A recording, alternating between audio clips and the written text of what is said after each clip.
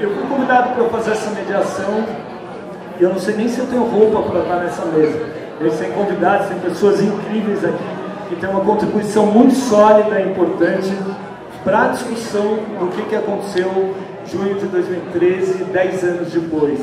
A nossa rodada, a nossa conversa agora, eu vou ficar de pé que eu vejo vocês melhor, inclusive o pessoal que ainda está sentando. Vamos lá. Essa rodada agora é para falar de cidades e mobilidade, tá? Cidades e passe livre. A gente está chegando em uma breve introdução, a gente está chegando num momento em que tem 74 cidades com passe livre universal no Brasil hoje. De 2013 até aqui muita coisa mudou. O partido que comprou e anunciou publicamente, o presidente do partido anunciou publicamente que vai ser uma bandeira do partido, é o MDB. O que dá um nó na cabeça de todo mundo. Cara, o MDB, se 10 anos atrás a gente falasse o MDB vai ser o partido que vai bancar a tarifa zero, que diabos. A gente tem aí um contexto bastante especial com nosso prefeito atual, Ricardo Nunes, do MDB, que não é exatamente um cara sensível a pautas progressistas, também tentando bancar tarifa zero, tá? Tentando entrar e tentando colocar. Eu vou começar aqui, eu acho que eu vou seguir essa ordem que está aqui, tá? Então eu vou começar com a Maiara dando informe. Oi, gente, eu de novo. Só anunciando que, como a gente atrasou toda a programação, o sparring do boxe autônomo, vai atrasar meia hora também. Então, após essa mesa, vai ter, quem quiser se pegar na porrada, vai ser no terceiro andar, tá bom? Eu recomendo, uma coisa que, faz uma dica. Não que o assunto seja tenso ou polêmico, a gente vai chegar aí com uma mesa construtiva. Vou passar a palavra então, quem não conhece, está aqui conosco, o Lúcio Gregori, que foi secretário municipal de transportes durante o governo Londrina, na década de 90, e um dos idealizadores da tarifa zero, da proposta de a gente ter ônibus circulando sem cobrança direta.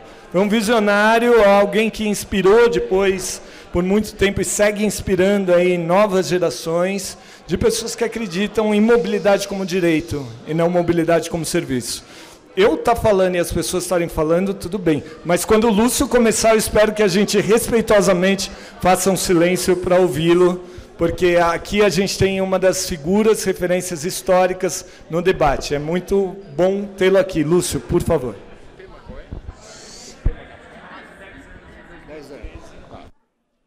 Bem, boa noite a todas e todos. Muito obrigado pela presença. Eu vou começar falando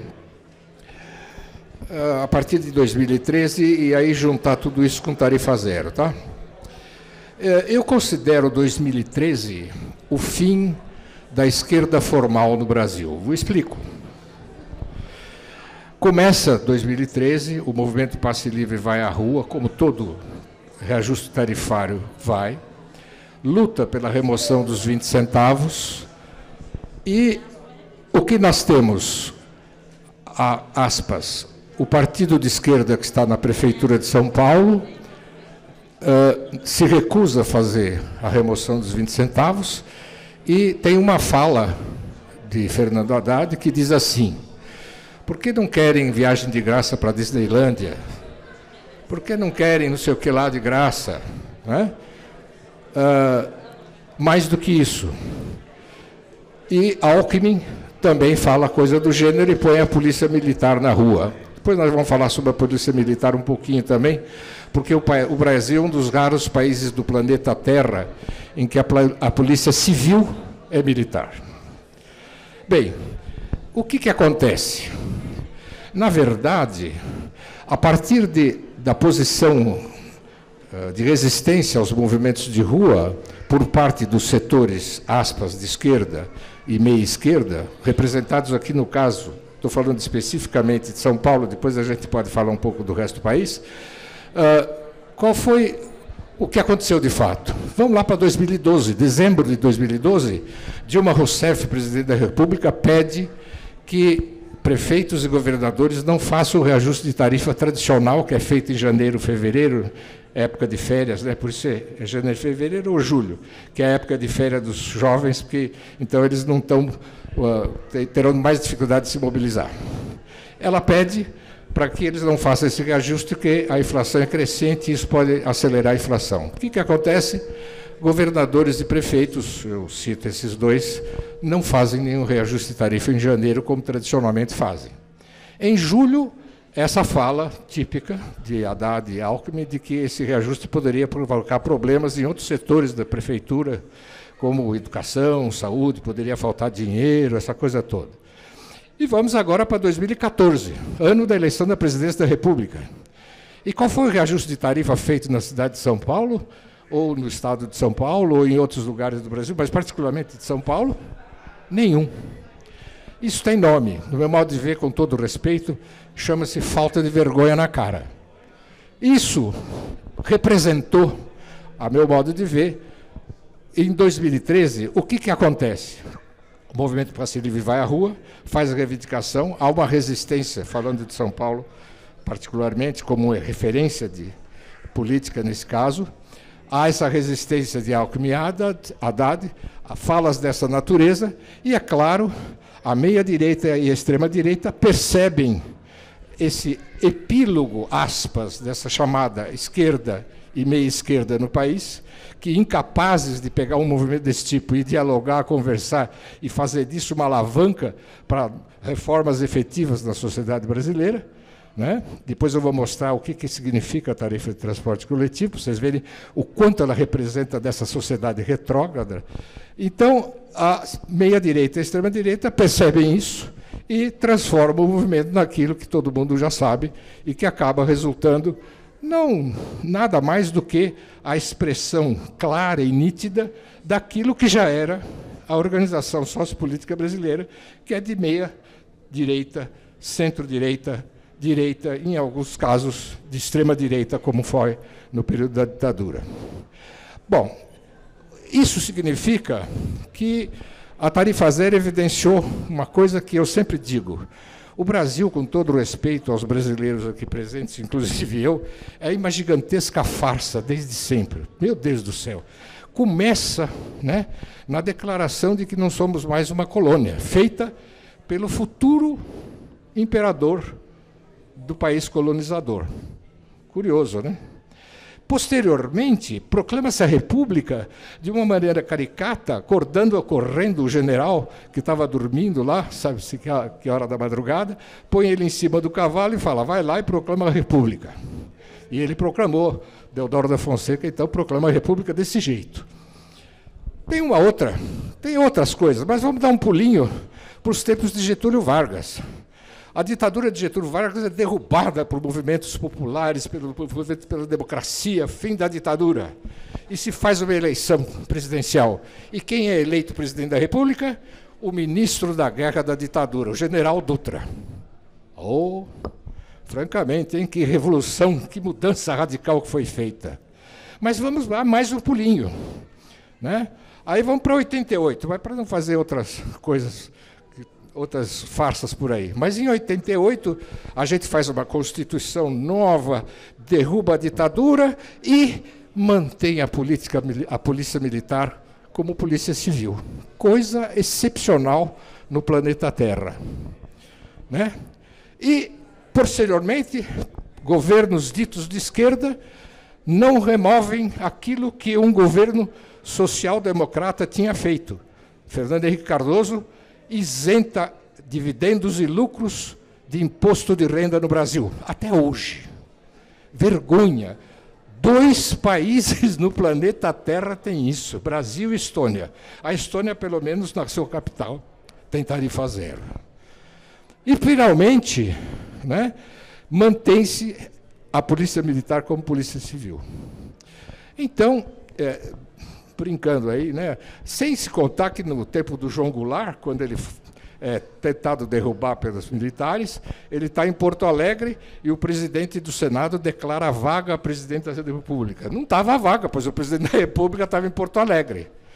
Declara vaga e aí se nomeia o novo presidente da República. Quero com tudo isso dizer que é dentro dessa farsa com todo respeito a vocês, brasileiros aqui presentes, é com essa farsa chamada Brasil que nós vamos falar um pouquinho sobre tarifa zero, que vai escandalizar uma das coisas que é uma farsa nesse país, que é o transporte coletivo urbano. E o qual, como tudo no país conservador, desde 1817 é assim, quando a primeira concessão de transporte coletivo é feita por Dom João VI, para o sargento-mor do palácio. Veja que as sacanagens já existiam de longa data. E, desde então, o passageiro no transporte coletivo é considerado um custo, representado pela tarifa. Acontece que a pandemia de 2000 e pouco, 2022, comprova de maneira inequívoca aquilo que a gente já fala há tempo, que tarifa não é custo, tarifa é receita. Desabou a quantidade de passageiros, desabou o custo do sistema? Não, desabou a receita. E por que o passageiro é considerado custo? Porque o custo efetivo é o veículo, seja ele sobre trilho ou não, que vai de um ponto até outro e gasta combustível, tem que pagar cobrador, motorista, manutenção, etc. Tem um certo custo por quilômetro. Esse é o custo efetivo. A tarifa é uma receita. Mas se a tarifa é considerada um custo, vale a pena você superlotar o veículo, porque pelo mesmo custo você tem mais receita. E pior, isso gera aquela coisa terrível que é a tarifa está insuficiente para cobrir os custos, então a gente tem que reajustar a tarifa. O que acontece? A quantidade de passageiros cai mais um pouquinho. Então, menos receita e não custo. E aí você tem que fazer novo reajuste e assim por diante. Até que chega em 2013 e dá aquilo que vocês conheceram. Junta a fome com a vontade de comer. A fome do movimento Passe Livre, que estava de longa data lutando pela tarifa zero. O que é a tarifa zero, no fundo? É nada mais do que fazer duas coisas fundamentais. Primeiro, restabelecer a ideia de que nesse sistema de transportes coletivos urbanos, o passageiro é uma fonte de receita e não um custo. Segundo, que essa receita ela pode ser bem pequenininha e no limite zero, desde que você tenha outras formas de fazer o pagamento desse custo que é o deslocamento do veículo de um ponto a outro. Tão simples assim que hoje, só para dar um exemplo, cidades múltiplas do Brasil fazem tarifa zero, 74, não sei se ainda é 74, né? E quase todas elas não fizeram grandes reformas tributárias, não. Tem cidade que fez economia no aluguel de veículos particulares alugados para fazerem variados serviços na cidade e diminuiu um pouco esse custo, e com essa receita foi suficiente para bancar a tarifa zero. A outra faz uma correção numa outra coisa burra. Desculpem a franqueza, eu me incluo dentre os idiotas que se constituem nesse país, é o Vale Transporte, né? Fizeram um Vale Transporte que não vale nada. Por quê? Você desconta o salário proporcional ao salário do cidadão, o custo do transporte. Então, a partir de um certo salário, o desconto que você vai ter é maior do que se você pagar a tarifa do transporte coletivo. Então, um monte de gente não quer Vale Transporte. Então, a quantidade de Vale Transporte que é usada hoje é decrescente e pequenininha, não representa cerca de 20%, 30% do volume do que seria possível dentro das empresas. Tá? Mais uma coisa burra.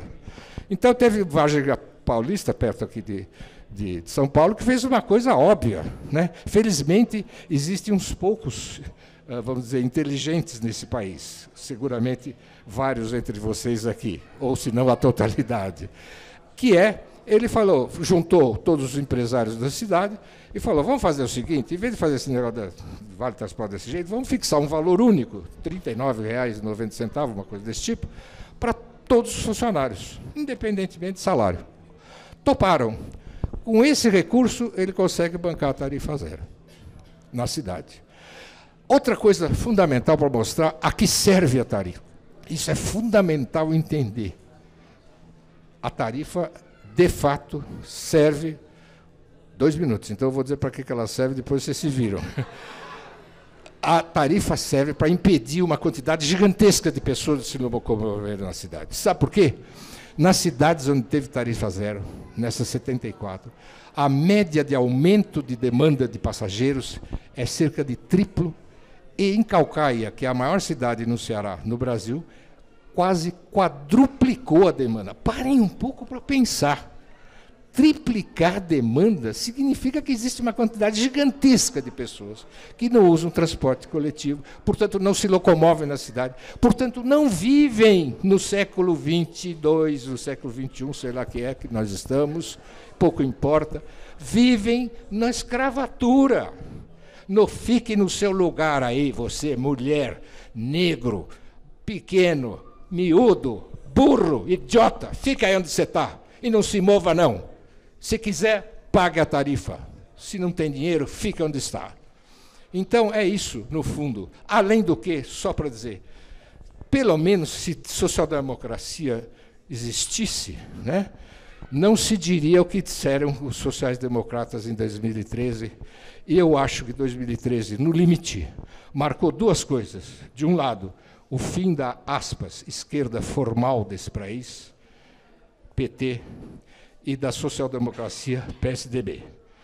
O fim disso, ou seja, o esclarecimento pleno e total, para mim, pelo menos, de que são partidos conservadores e não querem fazer reformas que mudem, de fato, a forma de vida da imensa maioria da população do Brasil. Por enquanto é só. Obrigado.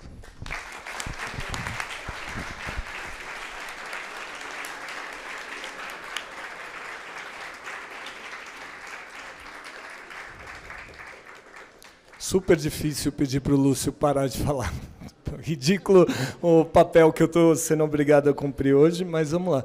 O São Paulo perdeu 1 bilhão de passageiros em 10 anos. Em 2013, a gente transportava 3 bilhões de pessoas por ano no transporte público coletivo.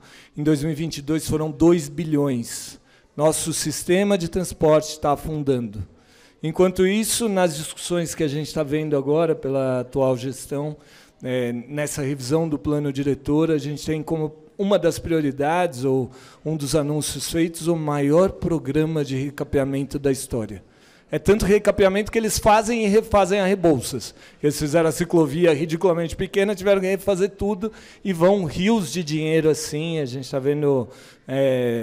um dos aspectos dessa revisão é que liberou geral agora os dinheiro do Fundurb, ou vai liberar, para recapeamento, por exemplo. Vão ampliar a vaga de estacionamento em prédios, sem limites, sem coisas que estão acontecendo. A Raquel Ronick, para quem não a conhece, é uma das principais urbanistas do Brasil e está acompanhando essa discussão. Antes da gente começar, ela me deu uma bronca, eu vou confidenciar isso, Raquel. Pô, vocês da mobilidade precisam ficar em cima do que está acontecendo no plano diretor. Tem muitos temas aí que se conectam. Os temas se conectam. A gente está falando de mobilidade, mas a gente precisa falar de moradia. O Lúcio falou de trabalho também. Os temas são interseccionais, são interdisciplinares, não adianta a gente ficar tentando dividir as coisas. Raquel, bem-vinda. Obrigada. Boa noite a todas, a todos.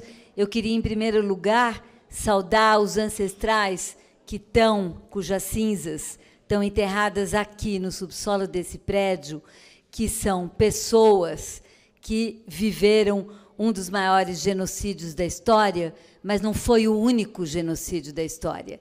E é em nome de nunca mais ter nenhum genocídio e da gente nunca mais existir fascismo nunca mais, que essa casa, a Casa do Povo, foi construída aqui no final dos anos 40, e é a coisa mais linda do mundo ver aqui, nessa casa, a continuidade das lutas antifascistas ao longo da história se encontrarem aqui com quem, na contemporaneidade, está também absolutamente incumbido e mobilizado por essa luta. A segunda saudação que eu queria fazer aqui, também vendo as pessoas que estão aqui, eu queria saudar os que se enxergaram na política pela primeira vez em 2013. Lembrando dos inúmeros relatos que eu tenho ouvido, porque está uma verdadeira maratona de discussão sobre junho de 2013, os inúmeros relatos que eu tenho ouvido nos debates das pessoas que falaram: eu, pela primeira vez, me vi envolvido na política, nas ruas, em junho de 2013. Eu, hoje, sou liderança sindical, eu hoje sou vereador, eu hoje sou deputado, eu hoje sou... Enfim, eu acho que tem alguma coisa muito forte, muito importante, a emergência, não apenas de uma nova geração, mas também de um outro lugar da onde sai essa nova geração, incumbida e envolvida nas lutas pela cidade. Eu não tenho a menor dúvida que o MPL é um desses movimentos e é muito importante estar refletindo aqui onde estamos. Como é muito pouco tempo nesse debate, eu queria levantar só duas coisas em relação ao tema do transporte e da mobilidade, fazendo eco às questões que o Lúcio Gregóri já colocou aqui, né? É absolutamente central na cidade, no direito à cidade, poder ir e vir, o direito de ir e vir. Mas a catraca, que é exatamente o bloqueio que impede o acesso das maiorias à possibilidade de poder ir e vir, é também um símbolo, uma espécie de metáfora de outras catracas, que são as catracas que organizam a forma como o espaço urbano é estruturado e a forma como o espaço urbano sistematicamente exclui a maior parte dos moradores, das moradoras da cidade, e não é a mesma coisa para qualquer um, tem diferença sim, se você é preto, se você é mulher, tem diferença sim a tua capacidade de ir e vir aqui, mas nós estamos falando de um modelo. E esse modelo, que é esse modelo excludente de cidade, me parece que foi bastante questionado pelas ruas em junho de 2013. Não é só por 20 centavos. Não é só por um transporte de qualidade e acessível para todos, mas é também pelo direito à cidade para todos que, naquele momento, em 2013, ficou absolutamente evidenciado que, se de um lado avançamos no sentido de um maior poder de consumo, de uma maior renda, de uma maior possibilidade de acesso a oportunidades, principalmente educacionais, para a população, que era exatamente o movimento que estava acontecendo no ciclo de governos petistas, o raio da cidade não mudou 1 milímetro. Então, o tal da porta para fora, que está tanto se falando agora, é uma cidade que, primeiro, não funciona de uma forma eficiente, não oferece às pessoas oportunidades de uma vida de qualidade e ampla, né, com uma qualidade de vida para todos, o que inclui moradia, o que inclui transporte, o que inclui cultura, o que inclui áreas verdes, o que inclui a questão ambiental, o que inclui acesso à comida de qualidade, inclui uma série de pautas e, sistematicamente, ela é negada. E por que ela é negada? E aí eu acho que tem um ponto que eu gostaria de colocar, que me parece que é o centro da questão de junho de 2013 e, portanto, já que, né, depois de junho de 2013 aconteceu tudo, né, que sabemos que aconteceu, que eu não vou aqui mencionar, é o centro da questão em junho de 2023, que é, e vou usar o exemplo do que está acontecendo nessa cidade com o plano diretor para exemplificar em 5 minutos como é que funciona a política urbana no Brasil. A discussão do plano diretor que está na Câmara, cujo projeto de substitutivo elaborado pela Câmara foi escrito pelo setor imobiliário e pelas incorporadoras, ponto. está sendo debatido, questionado, resistido, oposicionado. Porém, a lógica de que esse plano diretor será ou não votado não tem absolutamente nada a ver com o seu conteúdo. Tem a ver com os limites e possibilidades dos arranjos políticos que acontecem dentro da Câmara Municipal, que vão determinar se os vereadores da maior parte dos partidos, inclusive a bancada do PT dividida sobre este tema, o que receberão do Executivo como benefícios para suas bases, como benefícios para a reprodução de seus mandatos, de modo a vender, num determinado preço, seu voto para o relator.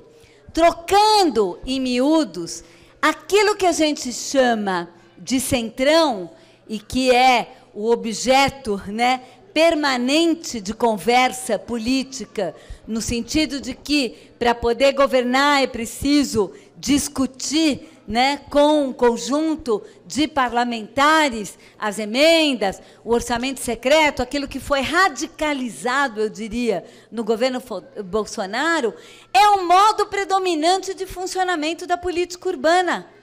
E a política urbana é a base da construção desse modo de funcionamento do jogo político eleitoral no país. Por que eu estou dizendo isso? Porque, na verdade, o processo decisório sobre a política urbana entre nós, ele está baseado em dois elementos: na capacidade de captar recursos daqueles interesses econômicos dominantes, corporativos, que têm na produção e gestão da cidade o seu objeto de lucro, e incorporadoras, evidentemente, empreiteiros, concessionários de transporte coletivo, de lixo, incluídos, né? Essa é uma das dimensões, mas a outra dimensão, a capacidade de negociar eleição a eleição, território a território, que não tem direitos urbanos garantidos, que estão numa espécie de limpo, que é a maior parte da cidade, a sua recepção de melhorias. Por isso, a palavra-chave no mundo da política é entrega. Quais são as entregas? Quem terá as entregas? Quem dominará as entregas? Quem entregará? Porque aquilo que será entregue aos excluídos vai ser retribuído através do voto. Esse é o bloqueio que também foi questionado nas ruas em junho de 2013. E qual foi a reação do sistema político? A reação do sistema político foi: epa, esse modo de funcionamento que acomoda de forma contraditória, né, o mundo político como um todo, não pode ser rompido.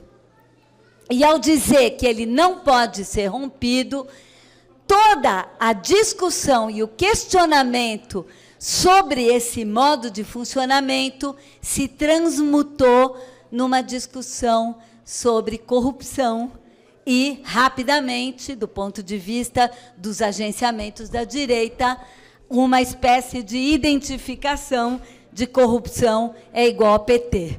E o anticorrupção, portanto, é o antipetismo, portanto, é a anti-esquerda, e, bom, o resto a gente já sabe o que aconteceu. Por que eu estou falando tudo isso?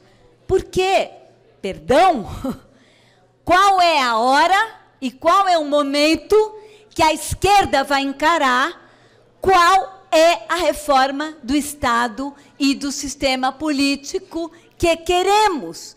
Porque, infelizmente, a discussão da reforma do Estado, ou seja, a avaliação crítica do Estado que temos, ficou nas mãos da direita, e nós, pobres, confinados aqui, a ter que defender o Estado, porque a alternativa ao Estado é o mercado. É o mercado livre leve e solto. E, portanto, estamos todos nós nisso. Entretanto, é tarefa nossa, fundamental fazer essa discussão do Estado. Fundamental, porque esse Estado que temos, embora, né, tenhamos que defendê-lo, né, porque se não for isso é mercado, é um Estado que não tem a menor condição de oferecer aquilo que ele promete, que é o direito de cidadania para todos. Pronto, acabei.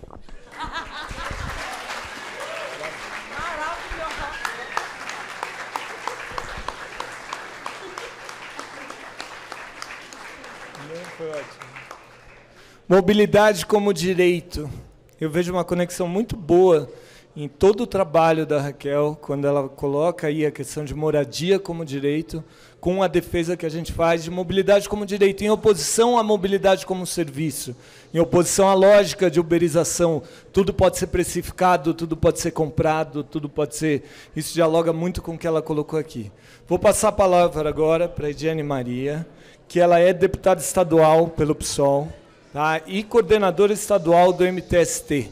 Alguém que pode compartilhar muito dessa perspectiva, e acho que é muito feliz a escolha, a curadoria desse espaço, de juntar o debate de moradia com mobilidade. A gente está falando de direito à cidade, a gente está falando dos espaços onde a gente pode existir, e aí conectam-se temas como racismo, como machismo, como a cidade é distribuída e como ela é vivida pelas pessoas. Ediane, por favor, bem-vinda. Muito obrigada, Daniel. Primeiro, eu vou ficar em pé. Eu gosto de quebrar protocolo, não é bom ficar em pé. Primeiro, boa tarde a todos e todas e todes. Como vocês estão, gente? Todo mundo muito atento, todo mundo bem focado. Gostei, viu?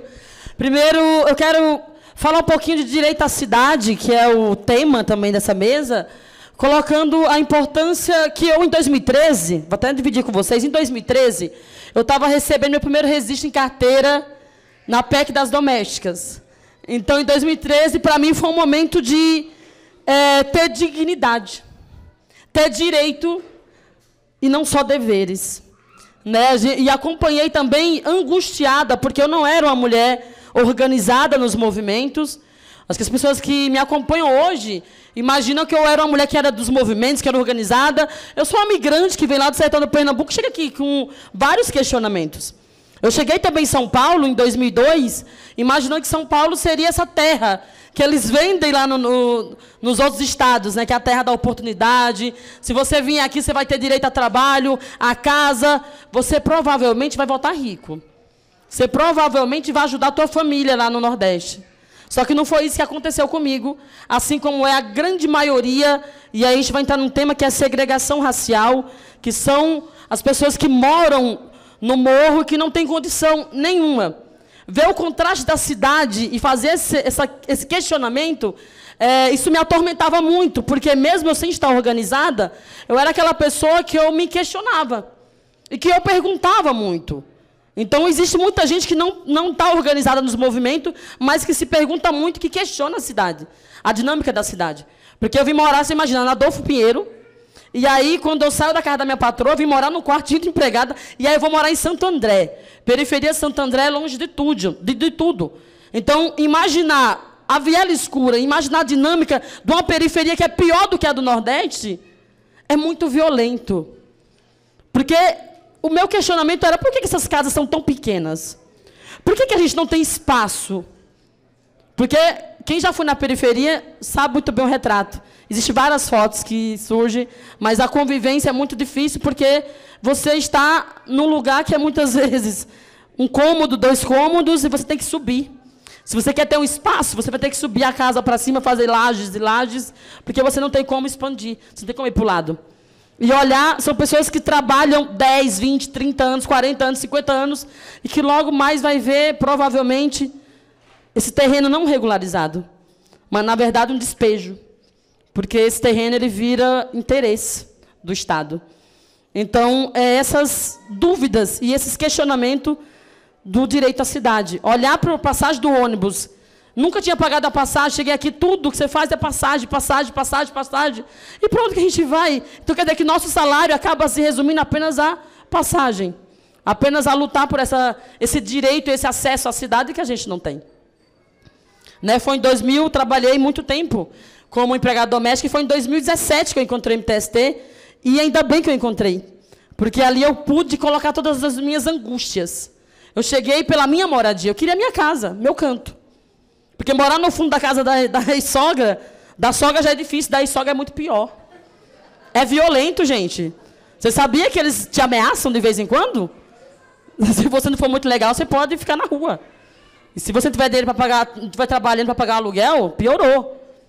Então, esses questionamentos que me deixavam atormentado. Em 2017, eu ganhava R$600 para trabalhar em casa de família. R$600, não era nem um salário mínimo, naquela época. Sem registro em carteira, porque logo arrancaram a Dilma de lá, logo veio o golpe. E realmente não era só 20 centavos. Era a perca de direito de todos os trabalhadores que estavam conseguindo avançar e que, finalmente, nós tínhamos direito à carteira. Registro em carteira. Dignidade. Eu vi isso se perder. E eu chorei muito na época, porque eles comparavam.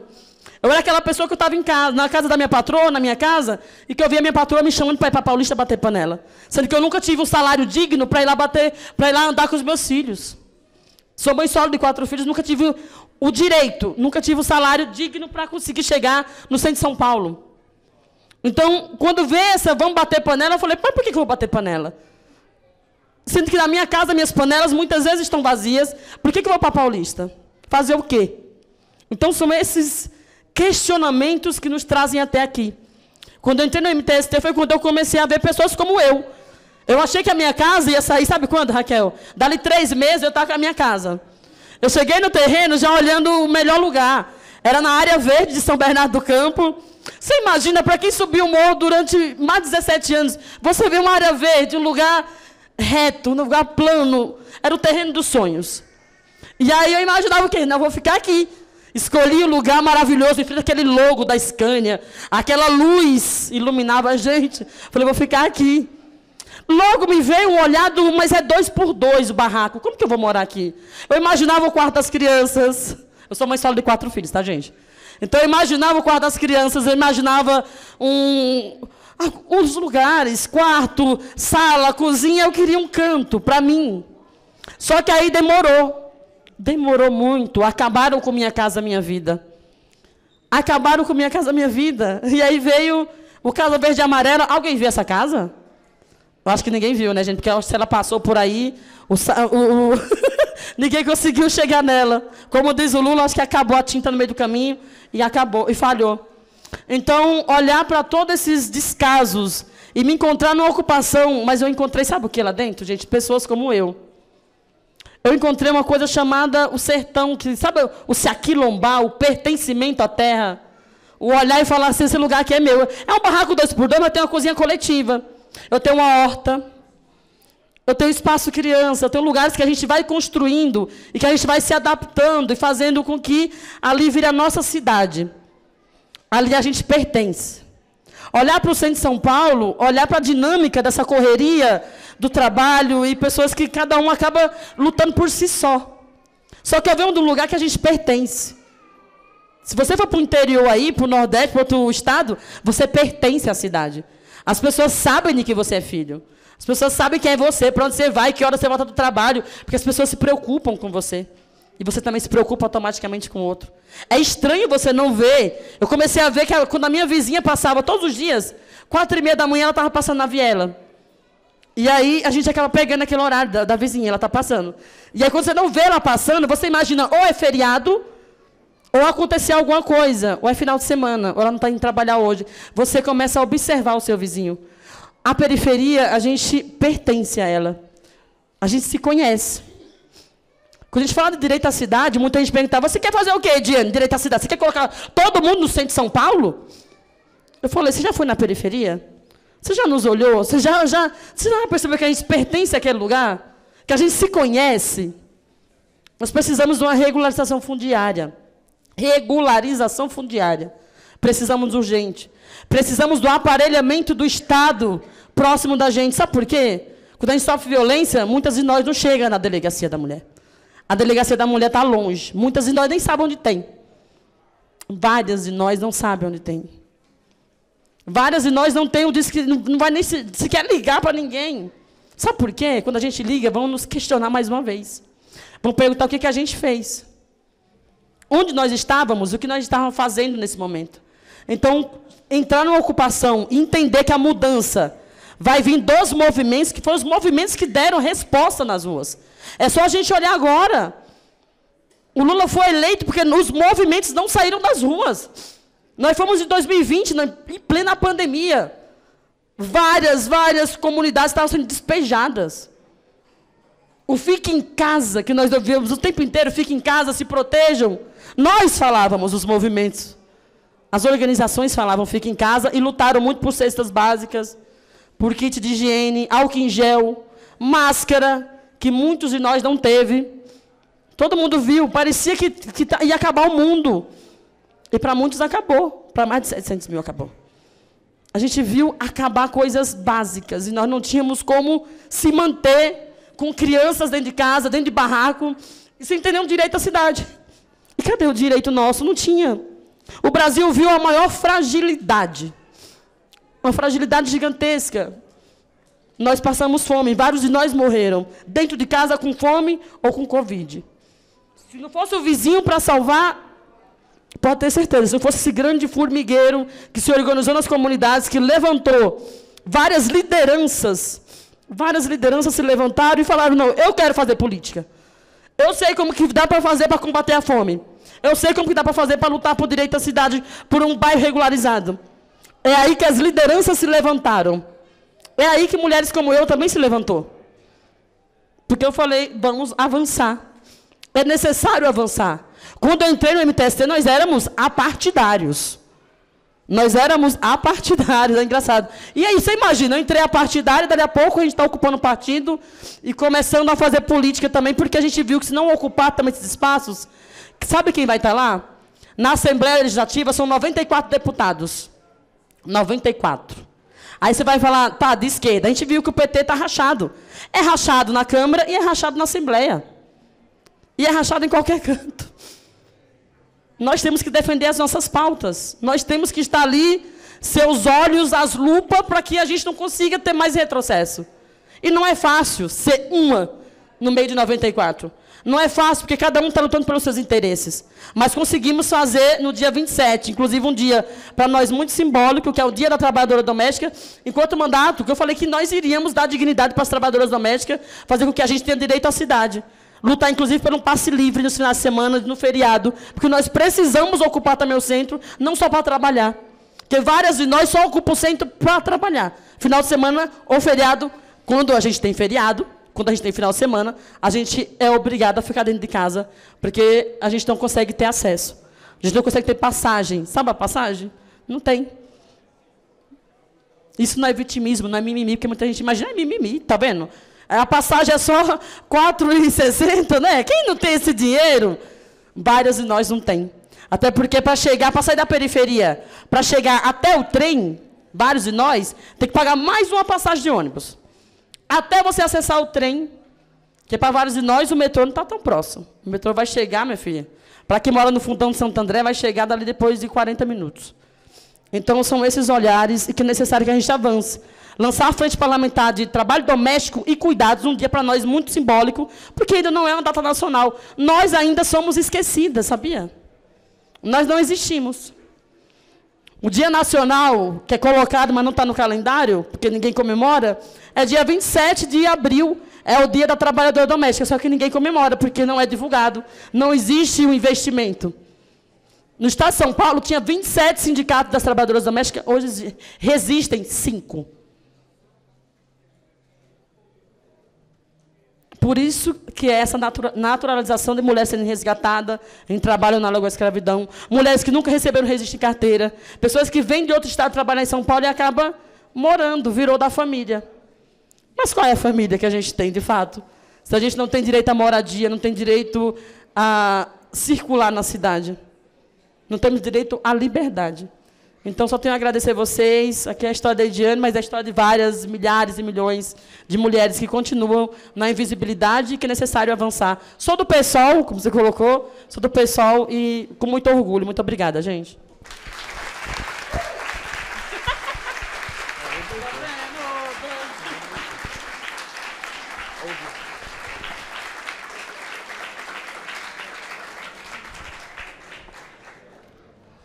Política é uma coisa viva.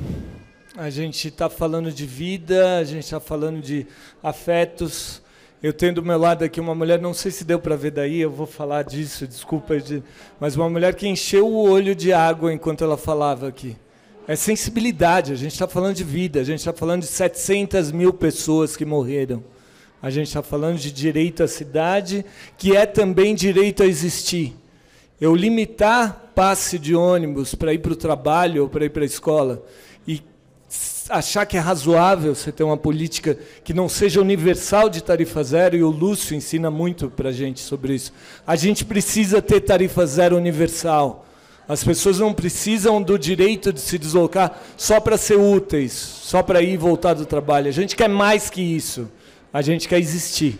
E acho que a fala de Ediane é muito forte nesse sentido. Falando de afeto, eu vou passar a palavra para o Paik aqui, que é do MPL, do Movimento Passe Livre. É um cara que constrói há muito tempo, com um baita acúmulo e uma sensibilidade fantástica. Eu falei de afetividade, a gente tem várias construções conjuntas. Deixa o convite aí, na edição da Jacobin, a gente está assinando um artigo junto nessa edição, justamente uma análise sobre como a tarifa zero está no Brasil agora. E acho que o Paik tem um pouquinho para falar de tudo que foi colocado aqui. Paik, bem-vindo. Boa noite para todos e todas. Vou dar o play aqui no meu horário para não perder muito. Vou falar aqui um pouco em pé, um pouco sentado. Bom, primeiro eu queria, de alguma forma, saudar, né? Chegando aqui, eu não sou de São Paulo, eu sou do Distrito Federal, natural do Mato Grosso, Barra do Garças, mas moro em Brasília desde criança. Milito lá, mas tive uma oportunidade, né, de, nos últimos 20 e poucos anos, construir boa parte da luta que hoje resulta na tarifa zero, no molde que ela está no Brasil, por tudo que passou.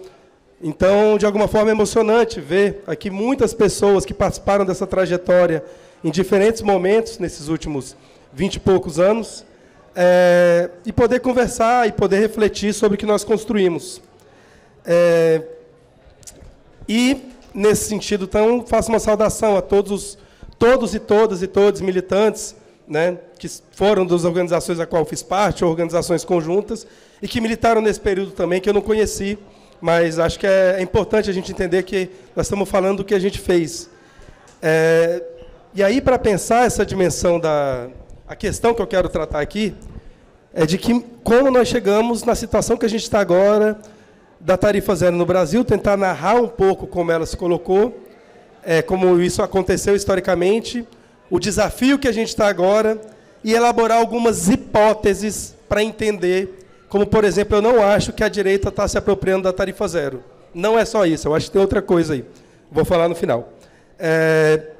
Então, a primeira coisa é que, assim, revolta por transporte no Brasil, de forma espontânea, ou da forma como ocorreu, nós temos uma larga história, pelo menos desde a revolta do Vintém, em 1880, certo? No Rio de Janeiro. Isso passa pelos quebra-bondes de Salvador, em 31, em 80, passa pela revolta de São Bartolomeu, em São Paulo, em 56, pela revolta das barcas, no Rio de Janeiro, acho que é 59, pela greve da minha passagem em Belém, em 79, passa pelo Badernaço, em Brasília, 1987. Se você pegar cada cidade, teve uma grande revolta de transporte, e o movimento Passe Livre nasceu porque algumas pessoas tiveram a sensibilidade de aprender com essas revoltas a partir da revolta do Buzu em 2003. Assim nasceu a nossa organização. Não nasceu por uma grande... Porque nós não forjamos grandes revoltas da mobilidade. Nós entendemos que elas acontecem e nos colocamos enquanto uma organização que atua em torno delas e desenvolve saldo político, lutas e uma perspectiva abaixo à esquerda, de política social, etc., a partir dessa compreensão de que as revoltas por mobilidade fazem parte da história dos conflitos sociais brasileiros. E, a partir disso, aprendemos também com outras experiências, em especial com a experiência do Lúcio Gregório. Quando nós começamos o movimento, a gente falava como uma bravata. Eu digo assim, eu pelo menos falava assim, se outras pessoas falavam de outra forma, podem também me contradizer. Mas nós lutávamos por passe livre estudantil e contra os aumentos das tarifas. E sempre que alguém vinha encher o saco, a gente falava, mas a gente quer o transporte todo de graça, quer saber? Vai se fuder. O transporte é todo de graça. Estava na nossa carta de princípios que o nosso horizonte era um transporte efetivamente gratuito, mas em determinado momento tivemos contato com a perspectiva do Lúcio Gregóri, que não só tirava da bravata, como materializava e ampliava o nosso horizonte de luta, até então restrito ao passe livre estudantil. Tivemos, então, esse aprendizado, uma aula que, bem, vem até hoje, né, e seguirá por muito tempo com o Lúcio Gregóri, aprendemos sobre a tarifa zero e traçamos plano. Em cada cidade do Brasil que tinha movimento passe livre, teve reuniões como a que a gente fez no DF. No DF, a gente fez uma que foi assim: listamos todas as forças políticas que nós tínhamos contato, os contatos dessas forças políticas, todas as forças institucionais que nós tínhamos contato, os contatos das forças institucionais, todas as comunidades onde nós tínhamos trabalho de base, e montamos um calendário. Isso foi em 2007. Nós montamos um calendário. Nós temos que fazer trabalho de base nessas comunidades apresentando a tarifa zero. Reuniões com essas entidades em momentos de luta, as entidades da esquerda apresentando a pauta da tarifa zero. E pressão sobre as entidades institucionais apresentando a pauta da tarifa zero. Nós vamos ser chamados de mongol em algum momento. Talvez nós sejamos compreendidos, talvez nós consigamos fazer isso. Isso foi deliberado, racionalmente, montado, articulado, e teve muito trabalho. Eu era cabeludo, né? Não sou mais, isso não é à toa, né? Minha família... Grisalha, minha família é nessa idade mais ou menos minha, mas careca não.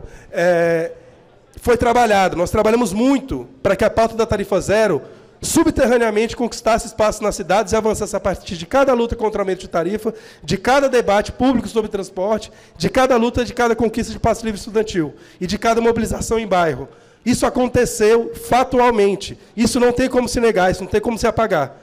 E se você busca entre 2000 e 2012, nós temos, né, perdemos, porque, enfim, tínhamos um mapeamento de lutas contra o aumento de tarifas em 25 das 27 capitais brasileiras, e em várias outras cidades que não são capitais, tá? Entre 2000 e 2012. Há uma cultura concreta construída contra o aumento de tarifas e nesse cenário de constituição da pauta da tarifa zero. A partir daí, se consolidou a pauta da tarifa zero em 2013. A partir daí, ok? A revolta de transporte talvez não tenha a ver com esse ciclo histórico de lutas que o Brasil sempre teve.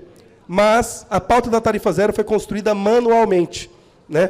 Talvez até de forma meio tosca. Mas isso já é outro papo. Então, todo mundo que construiu a pauta da tarifa zero fez isso com as unhas, né? E aí não é uma ou outra pessoa, não há uma personalidade que possa reivindicar isso para si. Foi uma coletividade que está ou no Movimento Passe Livre, ou em outras organizações, em partidos que aderiram, movimentos sociais que aderiram. É uma coisa muito ampla, né? E de classe.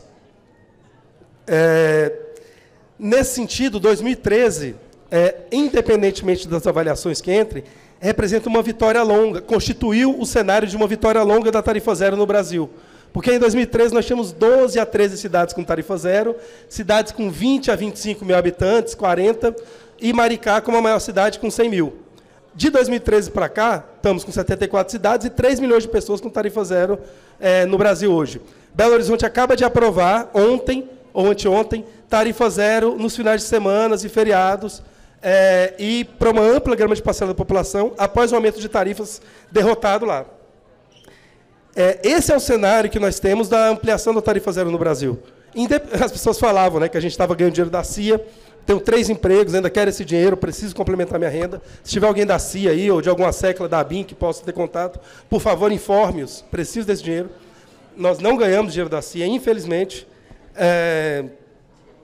Todo mundo precisa, né? Tá, vai que cai do céu. Mas uma crise do transporte também se apresentou por meio da ação direta. A ação direta aumentou o custo político do aumento da tarifa.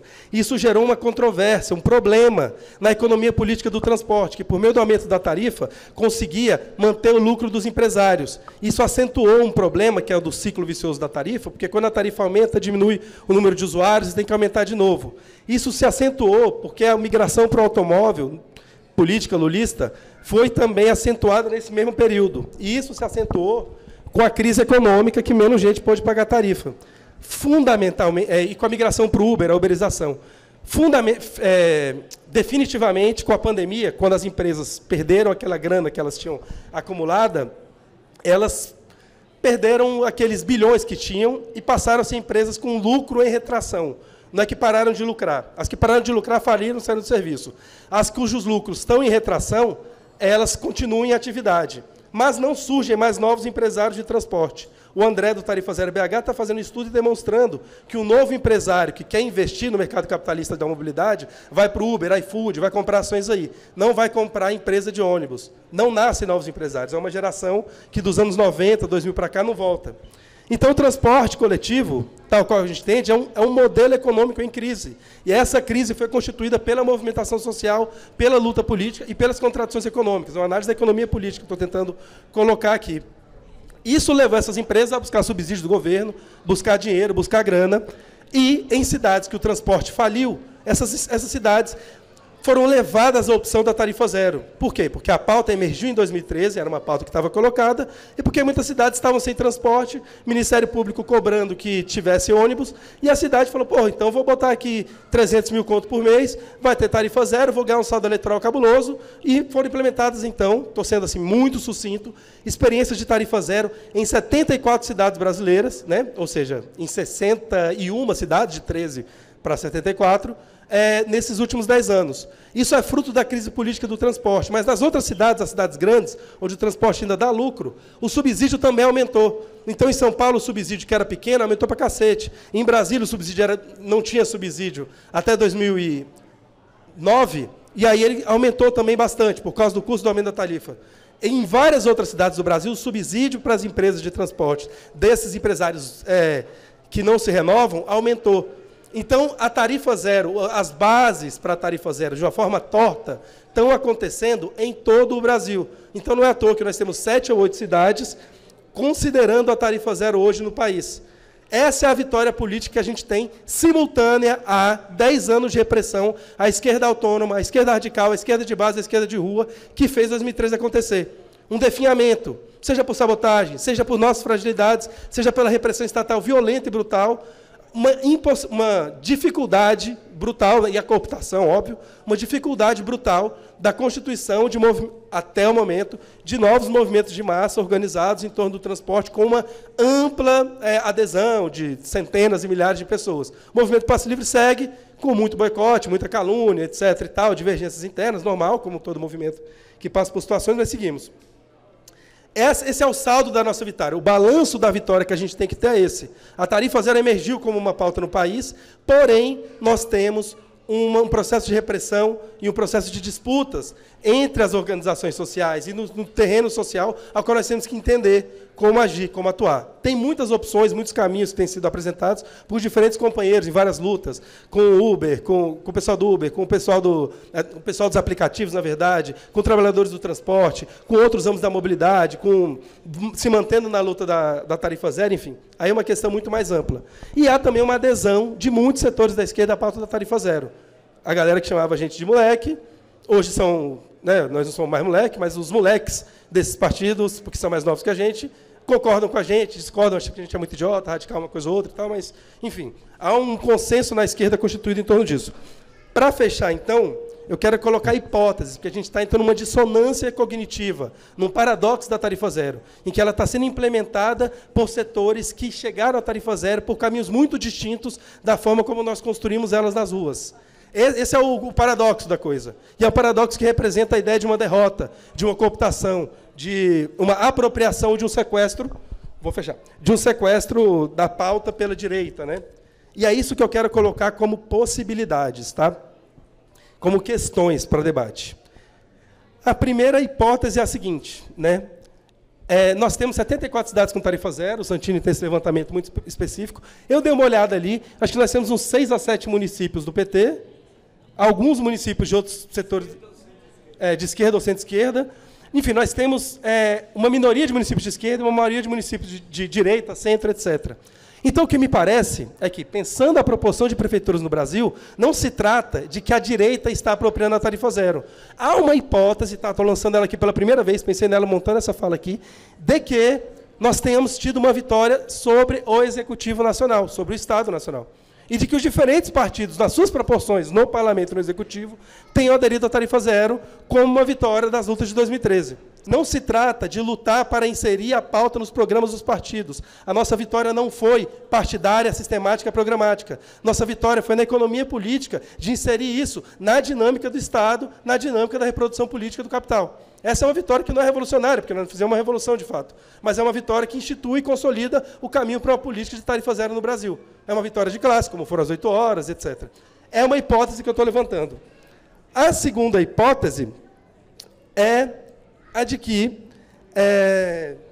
Peraí. Não, eu acho que é isso aí. E aí, para fechar, não vou colocar outra hipótese, não, que senão seria treta. Sem problema, porque não tenho tempo, tem 1 minuto. E aí, para fechar... Não posso tretar, não. Treta de explicar. Vou colocar ela aqui no limite. A questão que fica para a gente agora é qual o mecanismo de reconstituir e reconsolidar mecanismos de luta revolucionária, mecanismos de luta para além dos horizontes deste sistema político, a partir da contradição que está colocada agora na luta pela tarifa zero. Isso é o que interessa a quem luta por uma sociedade para além da vitória imediata. Acreditamos nessa nossa formulação de que, por meio da gestão popular do transporte, da organização de conselhos ou de mecanismos de manifestação direta, de discussão e organização do transporte, possamos intervir de forma, pela base, na organização e no debate político das cidades. Nós acreditamos ainda, temos essa convicção de que não é por meio do processo eleitoral que nós realizemos política. Essa é a nossa compreensão. Respeitamos quem tem uma compreensão diferente, mas manteremos ela até o nosso último fio de cabelo. E aí, acreditamos nisso e entendemos que, por meio da luta pela gestão popular, por meio da luta da organização de base no transporte, talvez possamos, por meio do transporte, ainda lutar e explorar diferentes contradições. E essa gestão implica, hoje, no transporte coletivo e na mobilidade, mas sem purismo, implica em lutar na gestão do Uber, na gestão controle popular, controle operário do Uber, do iFood, etc., de todos os locais onde a luta de classe se manifesta dentro do transporte. E uma compreensão, por fim, aí o fim mesmo, eu estou reforçando muito aqui o caráter de classe dessas organizações. Temos toda uma outra análise sobre a questão racial, a questão do gênero, a mobilidade. Quem quiser conhecer ela um pouco mais, pode comprar o livro ali, Mobilidade Antirracista. Está ali, que é o livro que eu organizei junto com o Daniel Santini e Rafael Albergaria. Muito obrigado por uma vida sem catraca, gente. Segue.